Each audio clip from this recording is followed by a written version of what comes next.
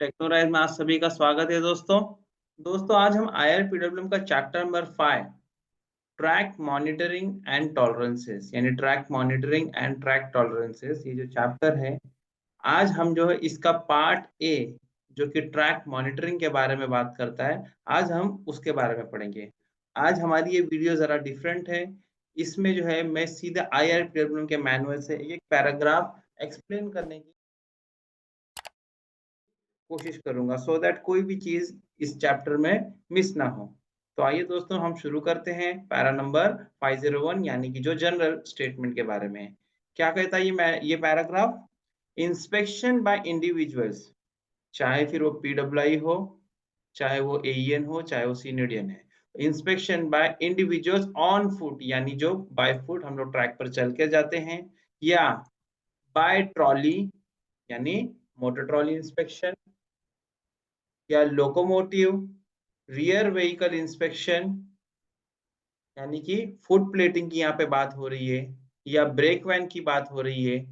ये सारी जो तरीके हैं, इससे क्या होता है, परमानेंट वे स्टाफ का जो असेसमेंट होता है ट्रैक के बारे में, permanent way staff enables the permanent way staff to carry out assessment of the quality of track based on their expertise and experience। यहाँ पर ये कहा जा रहा है कि जो इंस्पेक्शन हम बाय फुट करते हैं, ट्रॉली इंस्पेक्शन करते हैं, फुट प्लेटिंग द्वारा करते हैं, रियर व्हीकल द्वारा हम इंस्पेक्शन करते हैं, ये सारे के सारे जो है हमारे जो इंस्पेक्शन होते हैं, ये जो हमारे परमानेंट वे के जो स्टाफ है, चाहे वो पीडब्ल्यूआई हो, चाहे वो एईएन हो, चाहे वो सीनियरन साहब हो, इन सब केसेस में जो असेसमेंट होता है किस बेसिस पर होता है? Expertise and experience. जितना तजुर्बा है, कितना एक्सपर्ट बंदा है, उस हिसाब से वो ट्रैक के अंदर क्या डिफेक्ट्स है वो उसे वर्कआउट करता है, अकॉर्डिंगली वो ट्रैक में जो है मेंटेनेंस का काम करता है।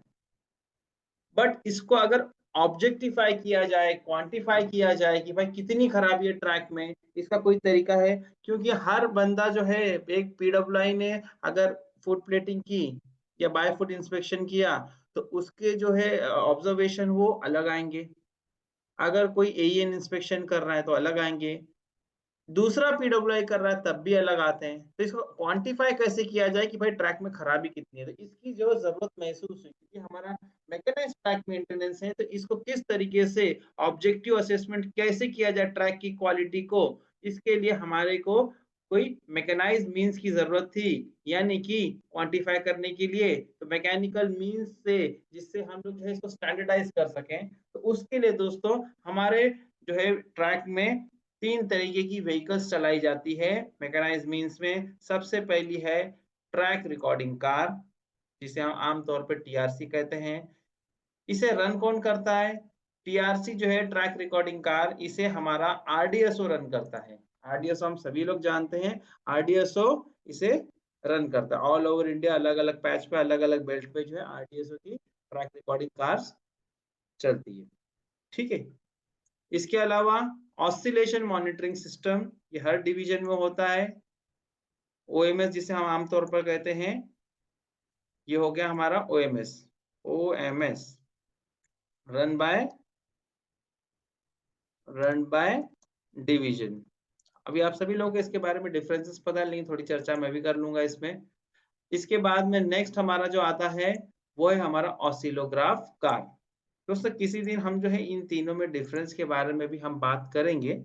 अभी फिलहाल के लिए सिर्फ हम इतना समझ लें कि ये 3 अलग-अलग तरीके हैं जिससे जो है हमारे ट्रैक की जो है क्वालिटी का ऑब्जेक्टिफाई किया जा सके कि हमारे ट्रैक में खराबी कितनी है। इन तीनों में सबसे रिलायबल अगर हम किसी की अगर हम बात करें, तो आम तौर पर ये है हमारी होती है ट्रैक रिकॉर्डिंग कार। मैं आपको कंपैरिजन करके थोड़ा-सा बता देता हूँ। ओएमएस और टीआरसी के अंदर, ओएमएस और टीआरसी दोनों के अंदर एक्सेलरेशन मेजरमेंट करने का तो एक तरीका होता ही है। लैटरल एक्सेलरेशन, वर्टिकल एक्सेलरेशन जो है इनर्शिया प्रिंसिपल पे, ये दोनों ही जो सिस्टम काम करते हैं, होता है। लेकिन फ़र्क क्या होता है दोस्तों कि ओएमएस जो हमारी है, जो अलग-अलग व्हीकल में लगाई जाती है। तो हो सकता है कि वो जो पर्टिकुलर व्हीकल, उसके अंदर भी अगर वेहिकुलर डिफेक्ट है, स्प्रिंग में, सस्पेंशन में कोई अगर प्रॉब्लम है, तो हो सकता है कि हमारे ट्रैक का जो है एक्चुअल डिफेक्ट वो नहीं पता, क्योंकि हो सकता है कि हमारा ट्रैक वहां पर खराब हो ही नहीं, लेकिन वहां पर जो है स्प्रिंग जंप वगैरह हो रही है, उसके अंदर कोई डिफेक्ट है, अनयूजुअल वो उसके अंदर मूवमेंट वगैरह हो रहा है, तो हमें ट्रैक में डिफेक्ट दिखा सकता है। लेकिन ट्रैक रिकॉर्डिंग कार क्योंकि हमारी डेडिकेटेड रिकॉर्डिंग के लिए होती है, किसी ट्रेन में नहीं लगाई जाती जैसे कि ओएमएस में लगाई जाती है, तो ट्रैक रिकॉर्डिंग कार में ऐसी कोई प्रॉब्लम नहीं है, क्योंकि हम जो है इसको एक स्टैंडर्ड पर मेंटेन करके रखते हैं। That is why TRC is preferred over OMS. But OMS जो है, ओएमएस भी जो है हमें कुछ ना कुछ अंदाजा तो जरूर दे देती है कि हमारे ट्रैक की कंडीशन क्या है। तो चलिए अभी पैरा नंबर 502 पे हम लोग चलते हैं, ट्रैक रिकॉर्डिंग कार के बारे में, टीआरसी जिसे हम कहते हैं। ठीक है, तो टीआरसी के बारे में हम पढ़ेंगे, तो यहाँ पर क्या कह रहा है हमारा मैनुअल, इसे देख लेते हैं पैरा 502 में। These enable collection of discrete values of various track geometry parameters on selected sampling interval under loaded condition। यानी अंडर लोडेड कंडीशन का मतलब कि चलती गाड़ी के नीचे। अब हम लोग जानते हैं दोस्तों कि हमारा जो ट्रैक का पैरामीटर जब हम गेज लेवल से मेजर करते हैं, whenever we measure our track parameter using gauge level, तो उसे हम बोलते हैं फ्लोटिंग कंडीशन। फ्लोटिंग कंडीशन का मतलब कि हमारे ट्रैक का, हमने ट्रैक का पैरामीटर लिया, गेज लिया, क्रॉस लेवल वगैरह हमने लिया, ये जो भी हमने पैरामीटर्स लिए, ये हमारा ट्रैक जब उसके ऊपर व्हीकल नहीं है उस परिस्थिति में क्या जो कंडीशन है उसे हम बोलते हैं फ्लोटिंग कंडीशन। ठीक है, लेकिन क्या होता है फ्लोटिंग कंडीशन के पैरामीटर के हिसाब से हमने ट्रैक को मेंटेन किया, तो होता है कई बार ऐसा कि जब व्हीकल वहां से पास होती है तो पैरामीटर बदल जाते हैं, पैकिंग बराबर नहीं होती है, तो ट्रैक हमारा वहां पे दबता हुआ हम महसूस करते हैं। तो that is why floating condition is not at all 100% reliable, but what we require ज्यादा रिलायबल क्या है, under loaded condition. Floating condition से हमें थोड़ा अंदाजा जरूर होता है, लेकिन लोडेड कंडीशन में हमारा ट्रैक जो है ज्यादा हमारे लिए रिलायबल साबित होता है। तो लोडेड कंडीशन में ट्रैक रिकॉर्डिंग कार जो है पैरामीटर्स ट्रैक के लेती है, ये इसकी खास बात। दूसरी बात, टीआरसी जो है यानी ट्रैक रिकॉर्डिंग कार किस प्रिंसिपल पे काम करती है, तो क्या कर रहा है, works on inertial principle of measurement for various track geometry. यानी जो इनर्शिया का जो प्रिंसिपल, इस पर ये काम करती है सभी तरीके के ट्रैक ज्योमेट्री एक्सेप्ट गेज, यानी गेज के लिए इनर्शिया प्रिंसिपल काम करता नहीं है। गेज के लिए हमारा इनर्शिया का प्रिंसिपल काम नहीं करता है। तो आइए देख लेते हैं फिर दूसरा भी क्या तरीका, हम किस तरीके से हमारी टीआरसी में वर्क होता है। तो सबसे पहली बात यहाँ पे क्या कह रहा है, इनर्शिया प्रिंसिपल ऑफ मेजरमेंट के बारे में बता रहा है। इसको मैं ज्यादा डिटेल में नहीं जाऊंगा, थोड़ा सा एकदम रफली आपको मैं यहाँ पे एक्सप्लेन करता हूँ हमारे काम की चीज। TRC measures lateral and vertical acceleration with the help of accelerometers placed at coach floor or bogie frame। ठीक है, ये अगर हमारे एग्जाम के पॉइंट ऑफ व्यू अगर हम बात करेंगे तो इस पैराग्राफ में हमारे लिए यही ज्यादा काम का है। क्या कहता है कि TRC measures lateral and vertical acceleration, यानी कि अब यहाँ पर अगर मैं बात करूं कि सपोज ये हमारे कोच है, तो ये हमारी जो गाड़ी है लैटरली किस तरीके से मूव होती है, साइडवेज, ये जो एक्सेलरेशन है इसको रिकॉर्ड करेगी। दूसरा वर्टिकल, यानी कि इसकी जो जंपिंग की बात हो रही है, ट्रैक हमारा ऊपर नीचे कितना जाता है इसकी बात हो रही है। तो टीआरसी क्या मेजर करता है, lateral and vertical acceleration with the help of, क्या इसके लिए क्या यूज किया टीआरसी में, एक्सीलरोमीटर एक डिवाइस है जो एक्सेलरेशन को मेजर करता है, चाहे वो लैटरल एक्सेलरेशन हो या फिर वो वर्टिकल एक्सेलरेशन हो। ठीक है, तो इसे ये कहाँ पे लगाया जाता है एक्सेलरोमीटर, तो कहा जा रहा है कि it is placed at coach floor और से बोगी फ्रेम, बोगी फ्रेम पे या यानी वो कोच फ्लोर पे इसको हम आमतौर पर लगाते हैं। ठीक है, ये जो आपका एक्सेलरोमीटर है एक्सेलरेशन वैल्यूज को जो है रिकॉर्ड करता है, तो इसको जो है थोड़ा सा इसको कन्वर्ट किया जाता है। तो यहाँ पे ज्यादा डिटेल में मैं ना जाते हुए सिंपल आपको इंपॉर्टेंट चीजें बता देता हूँ। फिर यहाँ पे नेक्स्ट क्या है, the relative displacement between the rail and accelerometer locations are obtained from displacement transducers। तो ट्रांसड्यूसर्स लगाए गए हैं जिसे हम बोलते हैं एलवीडीटी, और जो है दूसरा है लेजर बेस्ड कॉन्टैक्टलेस सेंसर, ये लगा। देखिए यहाँ पे मैंने एलवीडीटी का फुल फॉर्म लिख दिया है। एलवीडीटी क्या है, ज्यादा डिटेल में नहीं जाएंगे, फुल फॉर्म एग्जाम में आ सकता है, लीनियर वेरिएबल डिस्प्लेसमेंट ट्रांसड्यूसर। ठीक है, तो एलवीडीटी या लेजर बेस्ड कॉन्टैक्टलेस सेंसर की सहायता से ये काम करता है। ठीक है, तो ये जो है हमारा जो ट्रैक का जो है इनर्शिया प्रिंसिपल पे काम करता है और लैटरल और वर्टिकल एक्सेलरेशन रिकॉर्ड करने के लिए हमारे ट्रैक में जो ये हमारे ट्रैक रिकॉर्डिंग कार में एक्सीलरोमीटर लगाया जाता है, इसका काम है। अब बचा जब यहाँ पे कहा था कि टीआरसी 2 चीज़ों पे काम करती है, पहला तो इनर्शिया प्रिंसिपल पे, वो हमने डिस्कस कर लिया। दूसरा क्या कहा था, गेज के लिए जो है इनर्शिया प्रिंसिपल काम नहीं करता, तो उसके लिए क्या तरीका है, तो हम वो देख लेते हैं। गेज मेजरमेंट के लिए हमारे टीआरसी में क्या प्रोविजन है। तो 2 टाइप के जो गेज सेंसर्स हमारे यहाँ पर टीआरसी में होते हैं। For measurement of gauge parameter following types of gauge sensors are in use on Indian Railways. तो पहला है contact gauge sensor. Contact gauge sensor यानी जो कॉन्टैक्ट में होता है, ये जो है हमारे ट्रैक में अप टू 100 kmph की स्पीड तक, मैक्सिमम रिकॉर्डिंग स्पीड 100 kmph तक ये जो है गेज मेजरमेंट कर सकता है। और जो दूसरा हमारे पास अरेंजमेंट है, गेज सेंसर है, वो है contactless laser based gauge sensor, जो कि स्पीड अप टू 160 kmph तक रिकॉर्ड करने के लिए केपेबल है। यानी कि अगर कोई रूट जहाँ पे 100 kmph या उससे कम की स्पीड हो गई, तो वहां पर हम जो है contact gauge sensor gauge measurement के लिए यूज कर सकते हैं। और जहां पर स्पीड 100 kmph से ज्यादा है, वहां पर कॉन्टैक्ट गेज सेंसर नहीं चलेगा, तो वहां पर contactless laser based gauge sensor use करना पड़ेगा, which can record gauge up to the speed of 160 kmph। ठीक है, इसके बाद हम पैरा 503 में चले जाते हैं, जो बात करता है हमारे टीआरसी की कैलिब्रेशन, रिकॉर्डिंग और स्पीड के बारे में। क्या-क्या पैरामीटर है इसमें देख लेते हैं। सबसे पहली बात तो है कि जैसे कोई भी हमारा टूल होता है, कोई भी हमारा जो डिवाइस होता है, उसको स्टार्ट करने से पहले हमें उसे कैलिब्रेशन करना होता है। वैसे ही यहाँ पर भी क्या कहा जा रहा है टीआरसी के बारे में, before start of any run, यानी ट्रैक रिकॉर्डिंग जब स्टार्ट होना है, उसके पहले तो सबसे पहले मैनुअल ने क्लियर कर दिया डे लाइट हार्स ओनली। यानी एक चीज यहाँ पे अगर क्वेश्चन एग्जाम में आए, तो आप इसको इनडायरेक्टली अब यहाँ से देख सकते हैं कि जो TRC should be run in day light hours only, यानी उसे दिन में ही रन करना है, रात में टीआरसी रन नहीं होगी। तो ठीक है, एक चीज तो ये क्लियर हो गई कि दिन में ही आपको टीआरसी रन करना है जब उजाला हो। तो यहाँ पर क्या कह रहा है, before start of any run, यानी कोई भी रन, ट्रैक रिकॉर्डिंग रन शुरू करने से पहले, it should be ensured that quick calibration of the system has been done satisfactorily। यानी कि हर रन से पहले हमें क्विक कैलिब्रेशन करना पड़ेगा। ठीक है, क्विकली एक उसका कैलिब्रेशन करना पड़ेगा, सो दैट इसके पैरामीटर जो है उस रेफरेंस के हिसाब से, कैलिब्रेशन के हिसाब से मैच करे। ठीक है, सेकेंड है, सेकेंड पॉइंट क्या, द ट्रैक रिकॉर्डिंग का special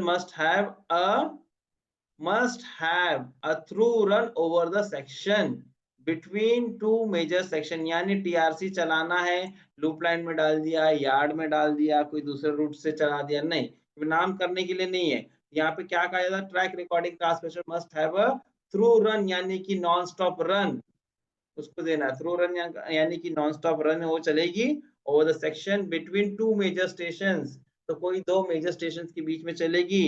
and they are run through main lines only at all station. जैसे मैंने आपसे कहा कि चलो मास्टर ने बोला कि चलो भाई स्टेशन है, यहाँ पे मूवमेंट बहुत है, तो यहाँ से जो है गाड़ी को लूप लाइन से निकाल लिया जाएगा टीआरसी को।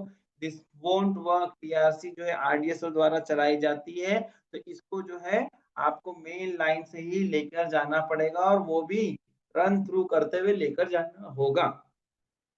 ठीक है, अगली बात क्या है, ट्रैक पैरामीटर जो हम लेते हैं, जो हम ट्रैक पैरामीटर लेते हैं, तो the track parameter recording is independent of speed above a minimum speed of 20 kmph which is needed for inertial platform।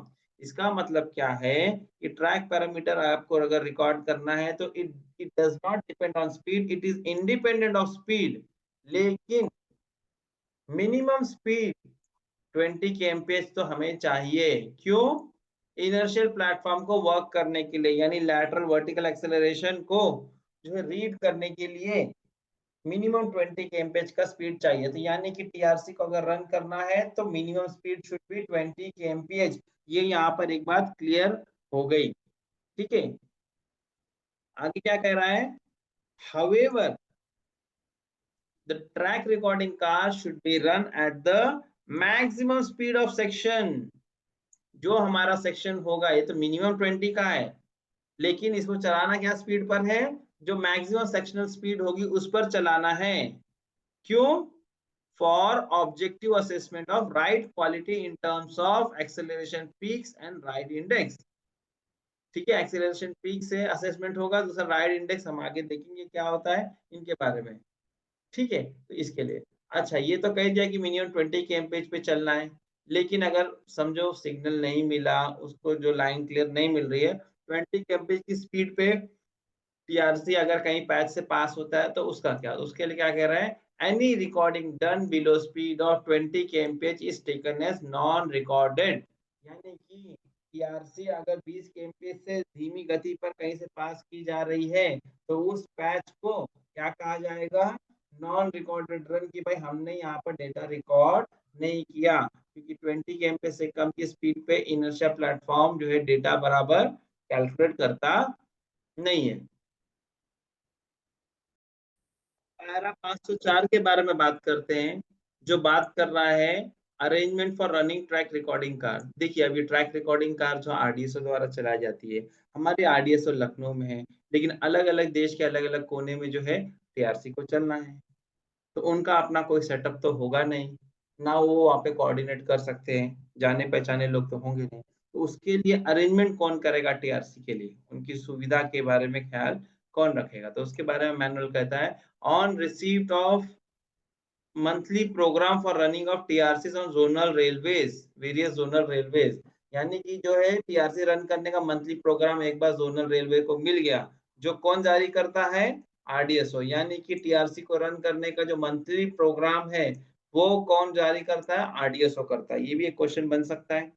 ठीक है, जोनल रेलवेज की जिम्मेदारी है, जिस भी जोनल रेलवे में, यानी कि जोनल रेलवे यानी western railway, central railway, southern railway, northern railway, वैसा तो जो भी जोनल रेलवे में जो है चलने का प्रोग्राम आएगा आरडीएसओ द्वारा, तो उसकी जिम्मेदारी है दे शैल अरेंज फॉर सुटेबल पावर। अब इससे यहाँ पे एक चीज समझ में आ गई, हमारी track recording car is not a self propelled car की वो अपने से चलेगी, इट रिक्वायर्स पावर, पावर इसको अटैच करना पड़ता है, फिर वो पावर को चलाने के लिए क्रू लगेगा।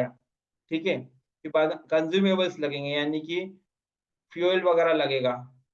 उसके साथ ही साथ सबसे इंपॉर्टेंट चीज है path for an uninterrupted run of the track recording car as per RDSO programme. यानी कि जब टीआरसी को चलाना है तो उसका प्रोग्राम आरडीएसओ ने जारी किया, जो मंथली प्रोग्राम होता है। तो जोनल रेलवे जहां पर भी उस टीआरसी को चलना है, उसकी जिम्मेदारी है कि टीआरसी को समय पर जो है पावर दिलाए सुटेबल, क्रू अरेंज करें, पावर है क्रू नहीं है तब भी गाड़ी नहीं चलेगी। साथ ही साथ कंज्यूमेबल्स, यानी कि उस पर फ्यूल वगैरह लगेगा, या जो कुछ भी सैंड वगैरह का भी लगता है, कोई पैच है, वट जो भी कंज्यूमेबल्स आइटम्स लगेंगे लुब्रिकेशन के लिए, ऑयलिंग ग्रीसिंग चाहिए, या उसकी जिम्मेदारी भी जो है जोनल रेलवेज की है। और साथ ही साथ सबसे इंपॉर्टेंट है वो path for an uninterrupted run. अभी हमने देखा कि मिनिमम 20 की तो स्पीड चाहिए, ताकि जो है उसके जो है इनर्शिया प्लेटफॉर्म काम कर सके, एक्सेलरेशन रिकॉर्ड हो, लेकिन हमें मैक्सिमम सेक्शनल स्पीड पे चलाना है विदाउट एनी इंटरप्शन। टीआरसी चल के चले गई धीरे धीरे तो रिकॉर्डिंग सही होगी नहीं, तो इसके लिए path for an uninterrupted run of the track recording car as per the RDSO programme. ठीक है, तो ये बात यहाँ पे समझ में आ गया, अरेंजमेंट किसको करना है, जोनल रेलवेज को करना है। इसके साथ ही साथ में और भी चीजें क्या यहाँ पे जो हेल्प लगती है, जो उसका जो क्रू रहेगा उनकी, जो टीआरसी का जो स्टाफ होगा, उसके लिए कहा एडीएंस एंड एसएससीज हेडक्वार्टर्ड एट ओरिजिनेटिंग और हॉल्टिंग स्टेशन। यानी कि जिस जगह से टीआरसी को चलना है, या जहां पर टीआरसी रन करके एक जगह से आई दूसरे स्टेशन पर अगला उसको फिर से रन करना, तो कहीं वो जो हॉल्टिंग स्टेशन होगा, तो what is who is responsible for it, ADNs and SSCs shall coordinate for proper placement, सही जगह उसकी प्लेसमेंट की जाए, सो दैट अगला रन होने के टाइम कोई दिक्कत ना आए। वाटर लगेगा स्टाफ को, वाटरिंग, पावर लगेगा चार्जिंग के लिए, उनको रहने के लिए क्रू को, क्योंकि उनके साथ में कैंपिंग कोच वगैरह भी होगा, तो और जो भी उनको सहायता लोकली अवेलेबल करनी होगी फॉर द टीआरसी स्पेशल, ये जिम्मेदारी 2 लोगों को मैनुअल कहता है, 2 लोगों की जिम्मेदारी है। भाई हमारे वो मेहमान हैं, हमारे सेक्शन में काम करने आए, तो आप उनका ख्याल रखेंगे। प्लेसमेंट के लिए, वाटरिंग के लिए, चार्जिंग के लिए और जो भी उनको असिस्टेंस लगेगी कंसर्न टू टीआरसी स्पेशल के running. ADENs and SSC they both are responsible for it. अब अगला सवाल आता है कि officials to accompany TRC run करने के टाइम पे कौन कौन अकम्पनी करेगा टीआरसी को। हम अभी पैरा नंबर 505 में आ गए हैं। तो टीआरसी को कौन अकम्पनी करेगा, तो कहा क्या कहता है हमारा मैनुअल, सेक्शनल सीनियर डीएन और डीएन जो भी वहां पर होंगे सेक्शन के सीनियर डीएन या डीएन साहब, assistant divisional engineer AEN sir, and SSC P way incharge यानी जिसे हम पीडब्ल्यूआई इंचार्ज कहते हैं, चीफ पीडब्ल्यूआई कहते हैं, they shall accompany TRC run in their section. जब भी मेरे सेक्शन में सपोज मैं अगर इंचार्ज हूं तो मेरे सेक्शन से टीआरसी को जाना तो मुझे उसे अकम्पनी करना होगा। एएन को करना पड़ेगा, सीनियर डीएन या डीएन साहब को करना पड़ेगा। ठीक है, अब सीनियर डीएन साहब को क्या जिम्मेदारी कह रहा मैनुअल, सेक्शनल सीनियर डीएन और DEN shall ensure proper liaison in the control office और suitable path and monitoring of the TRC special. यानी कि जब हमने अभी बात की थी लास्ट, अभी आपने देखा था कि क्लियर पाथ चाहिए अनइंटरप्टेड, तो इसकी जिम्मेदारी किसके ऊपर आ गई, सेक्शनल सीनियर डीएन या डीएन जिनका भी सेक्शन होगा उन पर ये जिम्मेदारी आ गई। अगली बात क्या है, soft copy of TRC recording. Soft copy of TRC recording shall be provided by RDSO officials and the same shall be uploaded in TMS। यानी जब टीआरसी रन होती तो उसका जो भी सॉफ्ट डेटा है, जो कंप्यूटर जनरेटेड डेटा मिलेगा, they shall be provided by RDSO official. यानी जो टीआरसी रन कर रहे हैं वो आरडीएसओ ऑफिशियल्स ही होते हैं, वो प्रोवाइड करेंगे किसे, सीनेडियन एएन को सॉफ्ट कॉपी में। और वही चीज what they will do, the same shall be uploaded in TMS। यही डेटा टीएमएस में अपलोड करना होगा जिससे रियल टाइम जो है ट्रैक के डिफेक्ट्स हमें पता चले और नेसेसरी एक्शन हम ले सकें। ठीक है, तो ये हो गया हमारा पैरा नंबर। नेक्स्ट हमारा आ गया फ्रीक्वेंसी ऑफ ट्रैक रिकॉर्डिंग। ये तो मैंने यूट्यूब के एक शॉर्ट्स बनाई थी इसके ऊपर, शायद आप लोगों ने देखी होगी। तो चलो अभी यहाँ पे फिर से हम इसे एक बार डिस्कस कर लेते हैं। फ्रीक्वेंसी ऑफ ट्रैक रिकॉर्डिंग क्या है, इसे जो है रूट को रूट के आधार पर कि क्या स्पीड रूट है उसके हिसाब से इसे क्लासिफाई किया है। रूट्स विद स्पीड्स अबव, जिन रूट पे स्पीड 130 kmph या उससे ज्यादा है, अबव, देखिए यहाँ पे क्या कहा है, routes with speed above 130 kmph यानी कि 130 से ज्यादा। यानी इसे मैं ये कह सकता हूँ कि ये कौन सा रूट होगा, ये होगा हमारा ग्रुप ए रूट होगा, ये होगा हमारा ग्रुप ए रूट। ठीक है, ये हो गया हमारा ग्रुप ए रूट। तो वहां पर वंस इन 2 मंथ्स, 2 महीने में एक बार, वंस इन 2 मंथ्स यानी कि 2 महीने में एक बार। दूसरा कहता है routes with speed above 110 kmph and up to 130 kmph। Speed 130 kmph का रूट 110 से ज्यादा लेकिन 130 kmph तक, यानी कि ये कौन सा रूट हुआ, ये हो गया हमारा ग्रुप बी रूट। ये हो गया हमारा ग्रुप बी रूट जिसमें स्पीड अप टू 130 kmph। तो उसके उनके लिए क्या कहा है, वंस इन 3 मंथ, 3 महीने में एक बार टीआरसी वहां पर रन की जाएगी। अगला कहता है routes with speed above 100 and up to 110 kmph। Speed 100 से ज्यादा है लेकिन 110 kmph तक ही है, तो वहां पर वंस इन 4 मंथ्स। अब यहाँ पर इस मामले में पहले जो है अलग अलग रूट्स थे, डी ई डी स्पेशल था, अब ये सारे खत्म हो चुके हैं।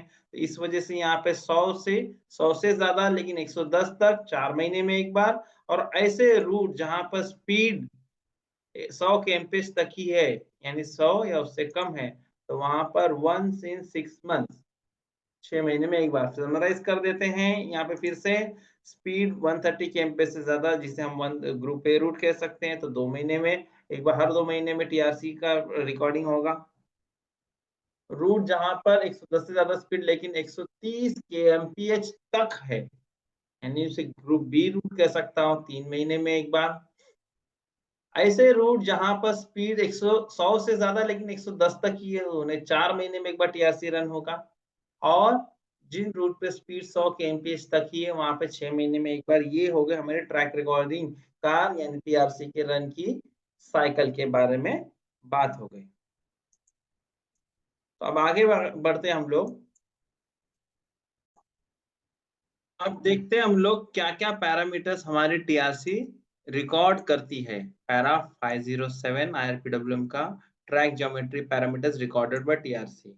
तो ये पैरामीटर्स क्या क्या है यहाँ पर एक एक दिया हुआ है, मैं आपको बताते जाता हूँ। सबसे पहला है unevenness of left and right rail.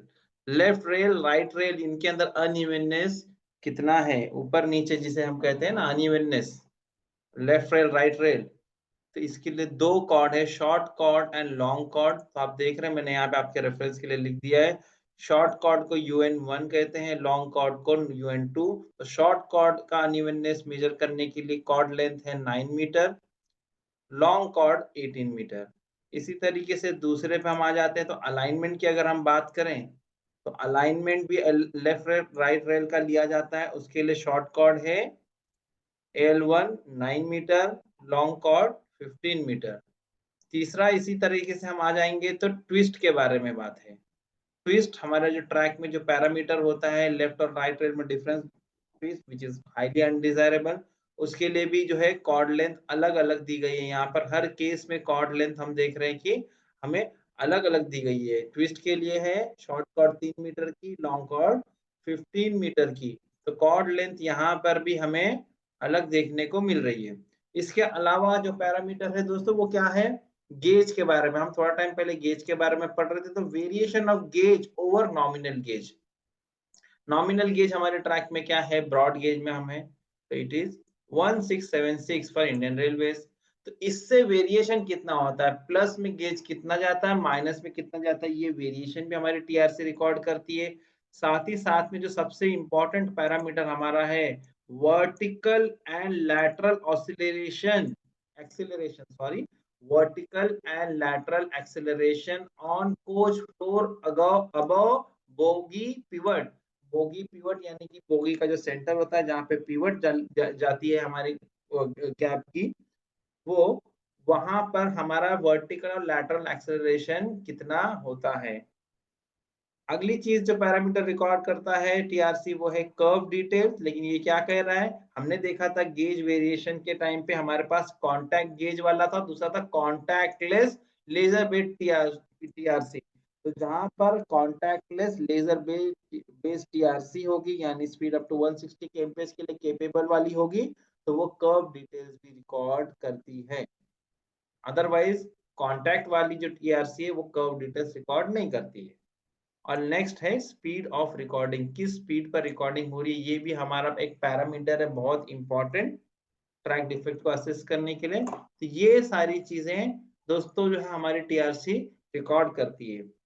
अगली जो हमारी वीडियो होगी फ्रेंड्स उसके अंदर में आपको आगे और भी जो है रिकॉर्ड जो हमारे डिफेक्ट्स वगैरह होते हैं, रिपोर्टिंग कैसा करते हैं, टीआरसी रिजल्ट का इंटरप्रिटेशन कैसा करते हैं, हम उसके बारे में जरा डिस्कस करेंगे। अभी जो मैंने आपको पैरामीटर बताया था पैरा 508 में वही चीज लिखी हुई है। जरा मैं आपके ऊपर इसके ऊपर नजर डाल देता हूँ।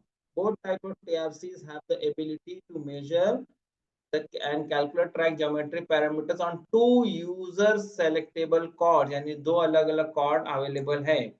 उसका रेंज क्या है शॉर्ट कॉर्ड और लॉन्ग कॉर्ड का, it is ranging between 2 to 20 metres. Shorter one is termed as short chord, other one is long chord. ठीक है, तो उसको सफिक्स यानी कि हम मैनुअल में जगह जगह पे UN1 UN2, तो यहाँ पर मैनुअल ने उसको डिफाइन किया है क्लियरली कि शॉर्टर वन को सफिक्स 1 दिया जाएगा, लॉन्गर वन को सफिक्स 2। UN1 यानी unevenness short chord, UN2 unevenness long chord. इसी तरीके से अलाइनमेंट, इसी तरीके से ट्विस्ट। तो length of short and long chord for track monitoring आ रहा है अंडर, ये मैंने आपको अभी लिख के बताया था। सेम चीज यहाँ पर आप मैनुअल में देख रहे हैं। UN1 यानी अनइवननेस हमारा 9 मीटर और 18 मीटर, शॉर्ट और लॉन्ग आप देख रहे हैं। इसी तरीके से दूसरा है हमारा अलाइनमेंट का 9 metre short chord, 15 metre long chord. इसी तरीके से हमारा ट्विस्ट के बारे में बात करेंगे तो 3 metre short chord, 15 metre long chord पर है। अगली वीडियो में दोस्तों जैसे मैंने आपसे कहा कि रिपोर्टिंग ऑफ टीआरसी रिजल्ट्स यानी कि उसका रिकॉर्डिंग हुआ तो उसके बाद में उसको इंटरप्रिटेशन कैसा करना है, हम इसके बारे में देखेंगे। वीडियो को पूरे देखने के लिए दोस्तों बहुत-बहुत आपका धन्यवाद।